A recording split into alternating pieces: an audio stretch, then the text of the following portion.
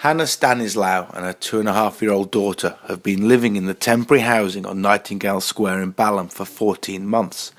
This accommodation is for families who are awaiting permanent housing, but many residents have been there for more than 2 or 3 years, longer than they are meant to have been. Hannah took us round the building one spring morning to meet some residents. There is damp by the window sills and rodent and cockroach infestation. The floors are damaged due to leaks. There's broken furniture, no worktops to prepare food, and no playing area for the children. Wi-Fi is not working, making it impossible for them to study or work. In one block of flats, the residents include pregnant women and people with disabilities who have to walk 2 flights of stairs to get to the communal bath.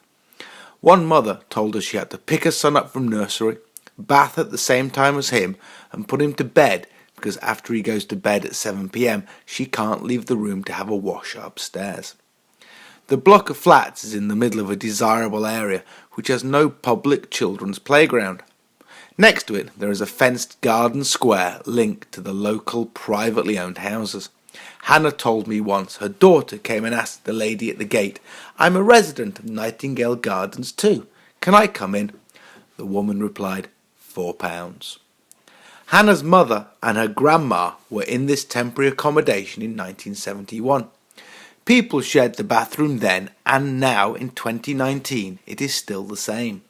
She wants her daughter's generation to be different. She fled domestic abuse and is in this situation through no fault of her own. These issues have been raised with Wandsworth Council, but sadly no action has been taken. Help Hannah to spread the word. Sign the petition.